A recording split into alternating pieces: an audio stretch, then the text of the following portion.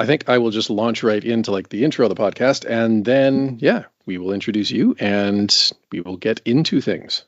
Okay, and is this like full likely live, or like you'll go back and edit it? This is all going to go get edited. Yeah. Okay. So, and I think someone had asked to have like a episode review copy before it goes live, so I'll have to edit it like as quick as I can and then get it to Scouts Canada, and you know how it is. Okay, perfect.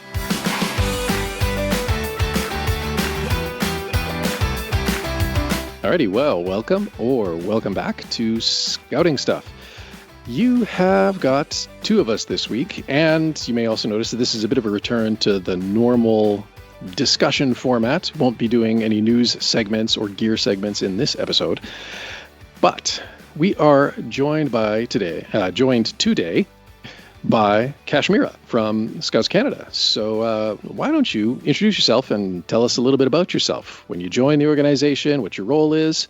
Hi, so my name is Kashmira, but Cash is also great.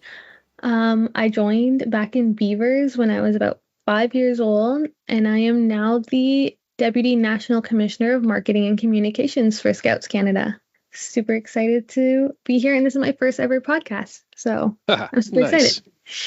Another lifer. Yeah.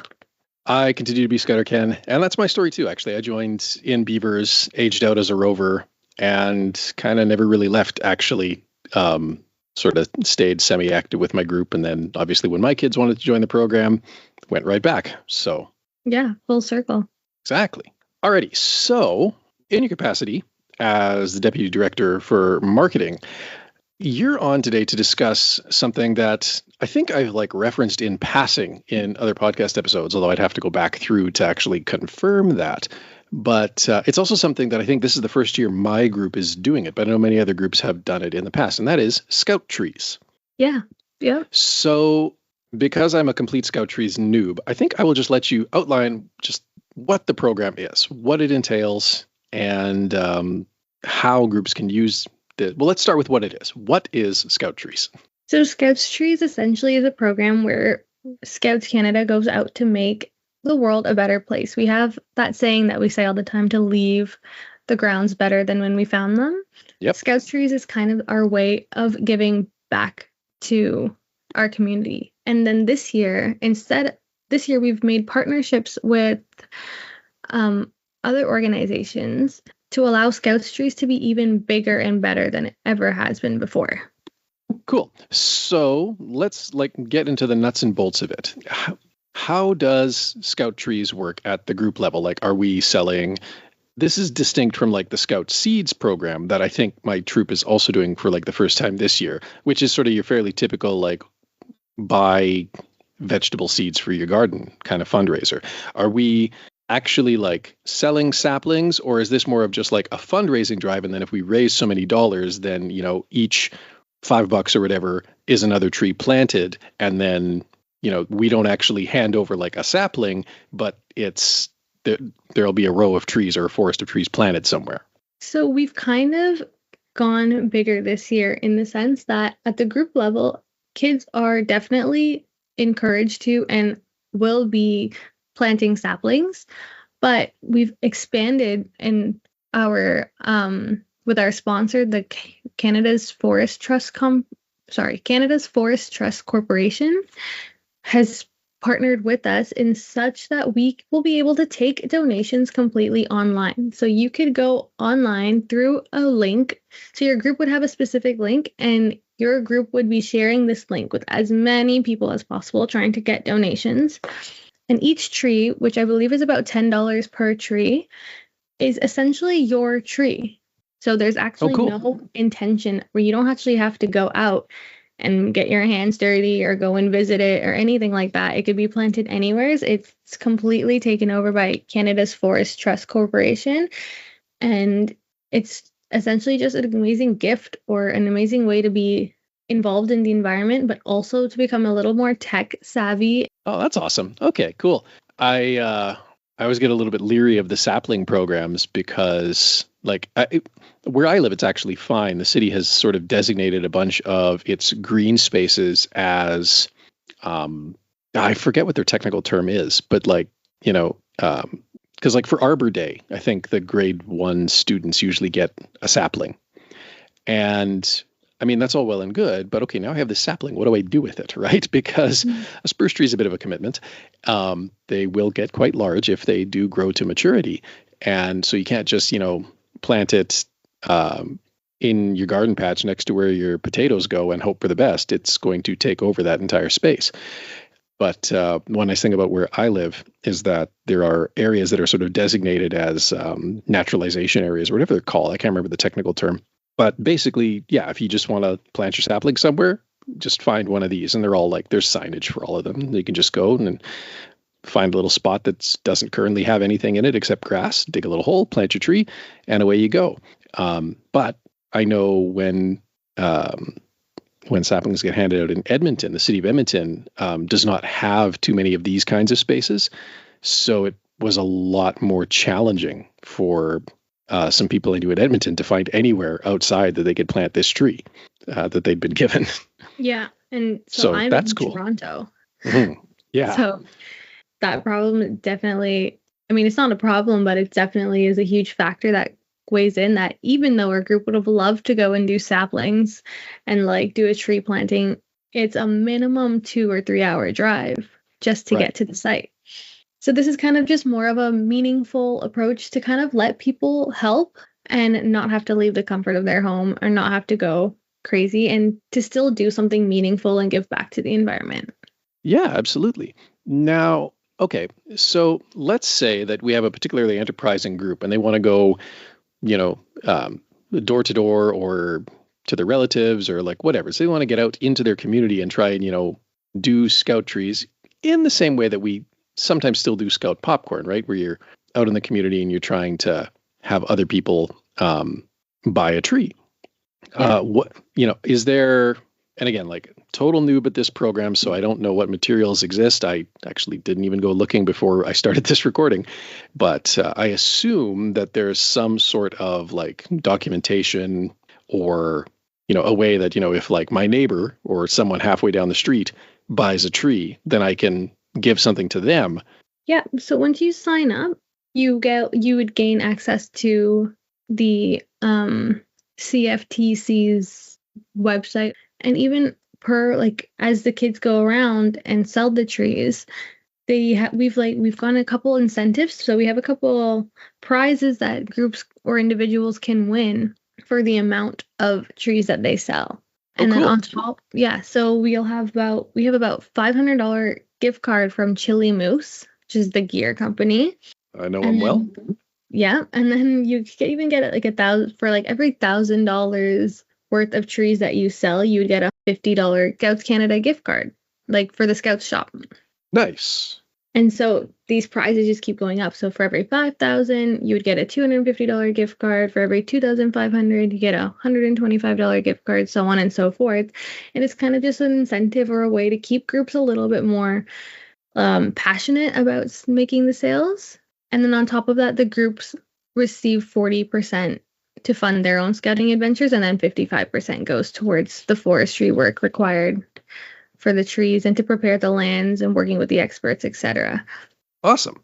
And would I be correct in assuming then that the main sales portal for this is going to be that, what is it called? My Scout Group Shop website? The same thing that Popcorn is driven through. Yeah, exact same process. So super nice and easy. It'll give you a group dashboard. You can log in. You'll be able to set your goals, get a website link. What we did with our group is we turned our website link into our QR code, so that would be even more accessible.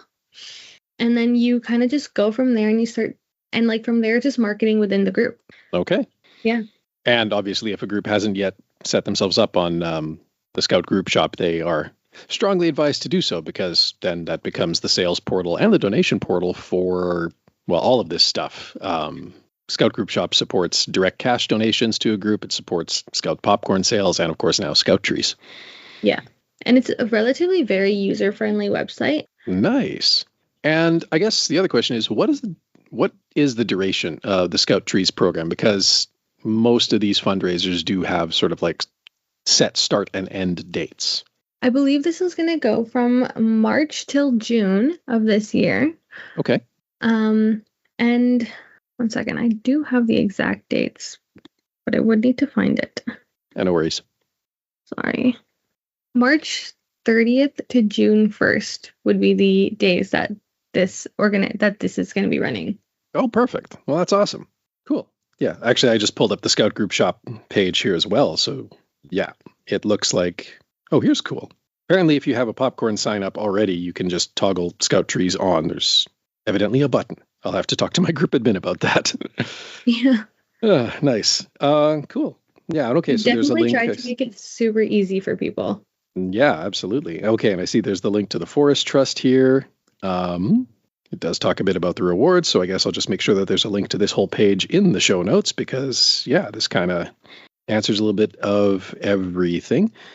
Having had some friends and contacts who've done like tree planting as a summer gig, right? So usually there's like, a dedicated area where they've been working for however many months. And usually it's somewhere kind of remote. It's not a lot of cell connectivity, email, or anything like that out there. It's somewhere kind of out where the signal doesn't follow, which is awesome in its own right. No, for sure. Cool. How long has Scoutrees been a program? Because I know I've heard of it before, but I can't think of, again, my group, I don't think we've ever really engaged with it, having had other fundraising success. But this year we're definitely looking at it. So just curious if you know how long this has been a thing, because I know I've heard of it, but I can't think of when I started hearing of it. Honestly, I don't know the exact date, but I know that I have heard of it before as well. My group has also not participated in it, but till this year. But I do know that it has been a long-lasting program because now we have this whole partnership and we're being able to move to do it more tech savvy than on the physical side. I think it's growing and becoming a lot more popular and more known. But as for the exact date that it was started, I actually wouldn't be able to tell you. I think it might predate me. Yeah, might predate me for all I know. I'd have to go and look it up myself. Yeah, well, and I think you're right that, moving things, this is something I know I've gone on and on about on the podcast a fair bit. Because I'm in my 10th year of doing episodes now, and I can remember, even before like the pandemic and then certainly over the pandemic, the whole question of where does scouting intersect with modern technology, internet facing technology, the internet itself, apps, phones, devices. And there's probably about as many opinions as there are scouters, many of which are not particularly, shall we say, open to the use of, shall we say, the digital age and its attendant technologies in any kind of scouting endeavor. I don't tend to agree with that viewpoint. Was a big champion of virtual scouting over the pandemic. Obviously I run a podcast. I run coding meetings for my youth sometimes when it seems like, we have a good mix of youth who can sit and pay attention and actually figure out the syntax of code. So to me, this is awesome because, it's absolutely this sort of full-throated embrace of we are going to, utilize all of the technology that we have at our disposal to, give people the opportunity to still take ownership of a little piece of a forest somewhere, not necessarily in their backyard, not necessarily in the local park, but somewhere. So they still kind of have that sense of ownership of, this is not just a tree, this is my tree, but now it's, being managed by a dedicated organization that probably understands a heck of a lot more about the best way to grow trees than I do. And it's being presented through this convenient digital portal. I think that's a wonderful transformation. Yeah, I think technology is definitely something we're embracing, especially like how many times you tell a friend about a program and then you go to pull out your phone and show them a picture. So so this is like a great way to like pull out your phone and show them the portal and get them interested. It's a great gift. It's a birthday gift, a baby shower, weddings, anniversaries, so many different types of arrangements that you could use this in. And it gives kids a really great incentive to not only are they working towards 1 acre of trees would produce oxygen for about 18 people to breathe in a year. And this would go towards your Earth badge. Then you selling these trees, making somebody's day better, helping people that gets you your community badge. And now we've gone one step further and we're learning how to manage the Scouts shop, learning how to manage the technical aspect of it. And now kids can actually go further and get their tech badge. And it's kind of just an added incentive. See, technology is here. There's no getting around it. And these kids, most of them know how to use it better than us. So it's more of embracing that than kind of telling them to put your phones away and pick up a shovel. Like, no, we can make a huge impact within our community, within our climate, within everything. And we can still incorporate all of these different factors in and make it just as achievable and just as fun and just as valuable to every single individual. I feel like we capture this somewhere in the program, this thing that we make them say. Well, I mean, I don't know. Not every scout group does this, but I know my scout group, typically the scout troops at least, will begin each meeting with a recitation of the law, promise, and motto. And I'm pretty sure somewhere in that there's that phrase, wise in the use of all resources. Mm-hmm. Yeah. So, yeah, I mean, it's kind of right there in sort of the very fabric of what we try to be as scouts. And that's not to disdain the value of being able to do a lot of things in the dirt with a shovel right in front of you. But I definitely would agree that, technology can be a huge enabler of even larger and better things. You mentioned badges, and that's cool for a couple of reasons. I mean, one, I don't know what your impression has been, but I think we've definitely struggled to drive uptake of the personal achievement badges. The outdoor adventure skills, sure, but the personal achievement badges has always been a struggle for me to really foster a lot of interest in the Scouts working on those. Now, that said, if you can make the case that the Scoutrees program connects to certain of those badges, that's great.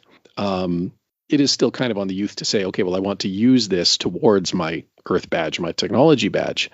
But it got me thinking too, does this also support some of the SDGs, the strategic development goals? Definitely. This is definitely a program that's so open and so varied that you could definitely kind of center it and point it towards any direction. And at least with my youth, how I like to describe it is that if you can convince me and you can tell me how something makes something meaningful or how it would be meaningful to you, then I would go along with it. So I definitely think that there is a lot of room. And yeah, the badges have started. I definitely have noticed this decrease as well, but it does give them something to work for. And then we even have crests that we'll be selling through the Scout shop at the end. So I know the crests are definitely a lot more of a sales point, at least for my group, because they like to put it on their blankets and stitch it on things. Oh, yeah, absolutely. So we're definitely we do want to keep it really open and really inviting to everybody for all of their likes and needs and wants. Oh, that's awesome. And yeah, everybody likes getting the badges at the end of it all. So cool. All right. So it is running from the end of this month. We're recording this on St. Patrick's Day. So in another week and a half is when it kicks off, I guess. Yeah, give or take. Looking forward to it. Yeah, and to the start of June. You can set it up in My Scout Group Shop, which hopefully your group's already on. If not, make a point of that. And there are, of course, prizes. And I suppose, too, I know with popcorn, it's always been encouraged that the groups can define, there's always been national prizes for popcorn, too. But then, of course, groups are always encouraged to have their own in-house prize structure. I know we do that. Yeah, that's totally encouraged. Anything really to keep the kids encouraged and motivated, we totally support. Nice. All right. Is there anything else that we haven't covered? Because, I mean, you've done a great job of explaining it, but if there's anything in the back of your mind where you're like, oh, shoot, I should mention this, now would be a good time. Nothing really specific comes to mind. It's more of just, I want people to keep in mind that this is more than just going out and planting a tree. I want it to be, I don't know if you've ever been to Paris or all these bridges and famous sites where people go and buy locks to put on the bridge and I'm familiar with the practice on it. So that's kind of the first thing that came to my mind personally when I discovered this program, was to see this as a way, I would love to gift somebody this tree. I would gift it to my significant other. I would gift it to my parents on their wedding anniversary. I would gift it to a child when they were born and they could kind of grow with the tree. I think that there's so much significance and meaningfulness that could go behind this program that I really want people to realize and bring to light and use and take advantage of, essentially. As of now, I kind of want the incentive to be more than just planting a tree or more than just donating to Scouts Canada. I want it to have a little more meaning towards helping the climate, helping people, displaying all these different sorts of love and gifts and celebrations of life. It's a bit of a legacy thing. Yeah, it definitely is. This is something that's going to grow with you for years and years to come. No, that's awesome. And you're going back and you're helping your group as well, because 40% of everything you make is going right back to your group and to your own child's program. So that definitely does help. Cool. Yeah, I was going to ask that. That was something I meant to ask and forgot to was, what's the, because everybody always wants to know, like, what's the split, right? Like how much goes to the group, how much is held. So 40%, that's an all right number. Yeah. Cool. Yeah. All right then. Well, I mean, I don't think any other questions. So I guess this will be a little bit of a shorter episode, but I will hasten to get it edited and get it ready and try and publish it ideally this week, maybe next. I guess it depends how long it takes for that entire process to churn through. But thank you for your time. Thank you for explaining the Scoutrees program. No, it was great. Thank you so much for showing interest in it. Yeah, absolutely. And thank you out there for listening. And until next time, be prepared.